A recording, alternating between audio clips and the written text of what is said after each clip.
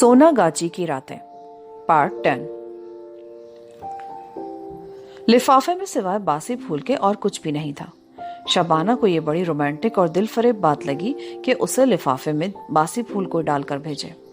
बासी फूल इस एतबार से भी उसे बहुत पसंद थे कि वो एक बार मुरझाकर फिर कभी नहीं मुरझाते।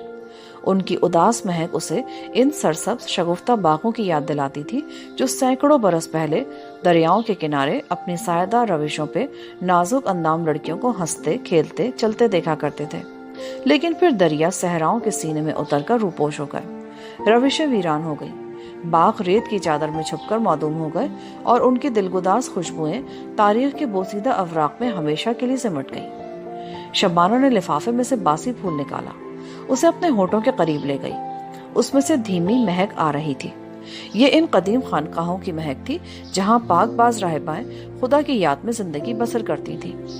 शबाना ने फूल लिफाफे में डाला, उसे अपने पर्स में रखा और गिरती बर्फ में रेस्टोरेंट की सीढ़ियां उतरकर माल रोड पर आ गई। उस अजनबी ने पहली बार शबाना को गुलाब का बासी फूल भेजा था। इसका मतलब था कि वो शबाना को पहले ही देख चुका है, जब वो लाइब्रेरी आया करती थी और जब उसने बांस के झुंड के पास उसे देखा।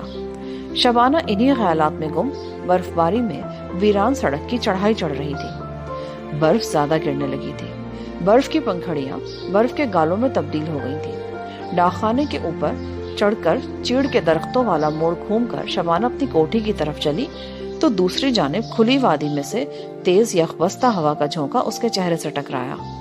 बर्फ उसकी आंखों में उलझने लगी। शबाना ने ऊनी दस्ताने वाला हाथ चेहरे के आगे कर लिया और ताजा बर्फ पे पांव जमाती आगे बढ़ गई। गजाला उसके बारे में फिक्रमंद थी। वो आमिर को रेस्टोरेंट भेजने ही वाली थी। तुम्हें बर्फ में बाहर नहीं जाना चाहिए था शब्बो। गजाला ने शबाना को कमरे में आकर कंधों से बर्फ झाड़ते देखकर कहा। किचन में से आमिर निकल आया। बाजी, तुम वाकई एडवेंचरस लड़की हो, मैं भी बर्फबारी में सैर करने को जा रहा हूँ। गजाला ने उसे मना किया। शबाना मुस्कुराते हुए बोली, आप भी, यही तो मौसम है एंजॉय करने का। शाम की चाय आमिर और शबाना ने गजाला के बेडरूम में ही पी। शबाना अपनी खास चाय यानी सैलून टी साथ ले गई थी। चाय पर गजाला और आमिर से वो मरी की बर्फपोश खूबसूरती और फिक्र अंगेज सुकून के बारे में बातें करती रही, लेकिन उसके दिल में दराज कद रोमांटिक अजनबी का ख्याल गर्दिश कर रहा था। वो कोहे मरी में कैसे आ गया? जरूर उसे इल्म हो गया होगा कि शबाना कोहे मरी जा रही है। क्या वो सिर्फ उसकी खातिर बर्फपोश खोसारों में आया था? रात सोने से पहले भी शबाना ऐसे ही रोमांटिक ख्यालात में गुम रही। शैले की नज़्मों की किताब उसके सामने खुली थी, लेकिन तसव्वुर में वो सैमीज रेस्टोरेंट में बैठी उस अजनबी को देख रही थी जो जाती दफा उसे गुलाब का बासी फूल दे गया था। उसे वो शाम याद आ गई जब उसने पहली बार उस पुरस्कार अजनबी को लाहौर की लाइब्रेरी में जाफरी में बैठे किताब के मुताले में महव देखा था। फिर जब नजमी जरा ऊंची आवाज में बोली थी तो अजनबी ने चेहरा घुमाकर उन्हें देखा। उसकी आंखों में एक अजीब क्लासिक की गहराई और कशिश थी। एक अथाह खामोशी थी जो आमतौर पर ऐसे टीलों के आसपास होती है जिनके अंदर हजारों बरस की तहजीब के खंडर दफन हो। शबाना ने किताब बंद करके तपाई पर रख दी और मखमली लिहाफ ऊपर कर लिया। फिर आंखें बंद कर ली। बाहर बर्फ आलूद फिजा चुपचाप थी। कभी अंधेरी रात में कोई यखबस्ता झोंका चीड़ के बर्फपोश दरख्तों को छूकर गुजरता तो बर्फ के गालों के गिरने की आवाज आती और फिर गहरा सुकूत छा जाता। उसने सोचा कि शैले और कैट्स ने शायद ऐसी ही लाजवाल खामोशी और सुकूत में अपनी नज़में तख्लीक की होंगी। उसने लिहाफ से हाथ निकालकर जल्दी से टेबल लैंप बुझा दिया और गर्म रेशमी नींद की आगोश में उतर गई। दूसरे दिन भी मौसम अबर आलूद था। वादी में धुंध छाई हुई थी मगर बर्फबारी नहीं हो रही थी। कल की गिरी हुई बर्फ यख ठंडी हवा में जमने लगी थी। आमिर ने बेडरूम पर दस्तक देते हुए बुलंद आवाज में कहा, बाजी, अम्मी अब्बू का लाहौर से फोन आया है। शबाना बिस्तर से निकलकर गाउन जिस्म पर संभालती गजाला के कमरे की तरफ भागी। फोन गजाला के कमरे में था। वो मुस्कुराते हुए अम्मी से बातें कर रही थी। अम्मी, शबाना भी आ गई है, ले इससे बात करें। फोन पर लाहौर के सब लोगों ने बातें की। अम्मी, अब्बू और अकील ने बार बार ताकीद की कि गजाला का बहुत ख्याल रखा जाए। अकील ने कहा, मैंने ठेकेदार रहमान साहब को भी फोन कर दिया है, वो अपर टोपा में रहते हैं, दिन में एक बार आकर तुम लोगों की खैर खैरियत पूछ जाया करेंगे। ابو نے شبانہ سے کہا کہ وہ باسمتی اور دوسری ضروری چیزیں نوکر کے ہاتھ ویگن میں بھجوا رہے ہیں۔ پھر وہ غزالہ سے باتیں کرنے لگے۔ غزالہ کی صحت مری میں آ کر پہلے سے بہت اچھی ہو گئی تھی۔ اس کا زیادہ تر وقت بستر میں لیٹے کتابیں ناول پڑھتے گزرتا۔ شام کو تھوڑی دیر سیر کے لیے شبانہ یا عامر کے ساتھ ڈاک خانے تک جاتی، مگر شبانہ صبح شام سیمیز ریسٹورنٹ جا کر کافی پیتی تھی۔ اس باسی پھول والے رومانٹک واقعے کے بعد 2 دن گزر گئے تھے۔ شبانہ کو پھر وہ اجنبی دکھائی نہیں دیا۔ تیسرے روز آسمان پر صبح سے ہی گھنے سیاہ بادل چھائے ہوئے تھے۔ عامر ناشتے کے بعد سیر کرنے مال روڈ کی طرف نکل گیا۔ غزالہ اپنے بستر پر لیٹی تھی۔ شبانہ بھی اس کے پاس چلی آئی۔ گزشتہ روز دوپہر کے بعد عقیل بھائی کے دوست ٹھیکیدار رحمان صاحب آ کر خیر خیریت پوچھ گئے تھے۔ انہوں نے اپنی طرف سے 2 چوکیدار بھی کوٹھی کے باہر بٹھا دیے تھے۔ شبانہ نے غزالہ کے بیڈ روم کی کھڑکی کا پردہ ہٹا کر شیشے میں سے باہر دیکھا۔ سرمئی بادل دھند کی طرح پھیلے ہوئے تھے۔ غزالہ نے کہا، آج برف گرے گی، خانسامہ سے کہنا بازار جا کر مرغیاں وغیرہ لے آئے۔ شبانہ باہر سرمئی دھند میں لپٹے ہوئے چیڑ کے درختوں کو دیکھ رہی تھی جن کی ٹہنیاں ہوا میں جھولنے لگی تھی۔ غزالہ کا کمرہ گرم تھا۔ آتش دان میں صبح کو تازہ آگ روشن کر دی گئی تھی۔ شبانہ کچھ دیر غزالہ کے پاس بیٹھی لاہور کی باتیں کرتی رہی۔ اس نے گھر امی کو بھی فون کیا، پھر خانسامہ کو مرغیاں وغیرہ لانے بازار بھیج دیا۔ دوپہر کا کھانا شبانہ نے خانسامہ کے ساتھ مل کر بنایا۔ دونوں ادھیڑ عمر خانسامہ بڑا اچھے کھانے پکا لیتے تھے، مگر آج شبانہ بھی ان کے ساتھ لگ گئی۔ دوپہر کے کھانے پر عامر بھی آ گیا۔ سب نے کھانا غزالہ کے بیڈ روم میں ہی کھایا۔ موسم ویسے ہی ابرآلود تھا، ابھی تک برف باری شروع نہیں ہوئی تھی۔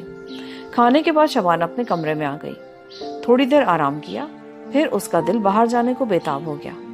اس نے فوراً گرم لباس پہنا، سر پہ اونی ٹوپی جمائی، گلے میں گرم مفلر لپیٹا، ہاتھوں پہ اونی دستانے چڑھائے، چھڑی لی اور غزالہ سے کہا، میں تھوڑی دیر سیر کے لیے جا رہی ہوں، ابھی واپس آ جاؤں گی۔ ٹھیک ہے، لیکن موسم ٹھیک نہیں ہے، اس لیے زیادہ دور تک مت جانا۔ شبانہ کوٹھی کے احاطے سے باہر نکلی تو سرد ہوا نے اس کا خیر مقدم کیا۔ آج اس کا دل اوپر جیسس اینڈ میری کانوینٹ اسکول کی طرف جانے کو چاہ رہا تھا۔ چنانچہ مال کی طرف جانے کے بجائے وہ اسی چھوٹی سی برف پور سڑک پر ہو گئی جو اوپر چشموں کی طرف چلی گئی تھی۔ سارا علاقہ سنسان تھا، کوٹھیاں بنگلے خالی تھے۔ اونچے اونچے چیڑ کے درختوں کے نیچے جیسس اینڈ میری کانوینٹ اسکول کا چھوٹا سا لکڑی کا جنگلہ بند تھا۔ جنگلے کے اوپر ہلکی برف کی تہ جمی تھی۔ کانوینٹ اسکول موسم سرما کی چھٹیوں کی وجہ سے بند تھا۔ شبانہ سیر کرتے کرتے وہاں سے بھی آگے نکل گئی۔ آگے ایک راستہ گورنمنٹ ہاؤس کو اور ایک راستہ پہاڑی کے پہلو سے ہوتا ہوا اوپر چلا گیا تھا۔ شبانہ نے اس راستے پہ چلنا شروع کر دیا۔ یہاں پہلی بار آ کر اس نے محسوس کیا کہ بادل گہرے ہو گئے ہیں اور ہوا میں تیزی آ گئی ہے، لیکن وہ چلتی گئی۔ ایسے موسم میں سیر کرنا اسے بہت پسند تھا۔ لاہور میں اسے یہ موسم نصیب نہیں تھا۔ لندن میں اپنے مختصر قیام کے دوران وہ برف باری میں ضرور سنسان سڑکوں پہ لمبی لمبی سیریں کیا کرتی تھی، مگر لندن کی سڑکوں کو کوہ مری کے چیڑ کے درختوں کی سبز الائچی جیسی مہک میسر نہیں تھی۔ چیڑ کے درخت اگرچہ برف پوش تھے، مگر ان کے درمیان سے گزرتے ہوئے شبانہ کو بڑی رومانٹک اور لطیف خوشبو آ رہی تھی۔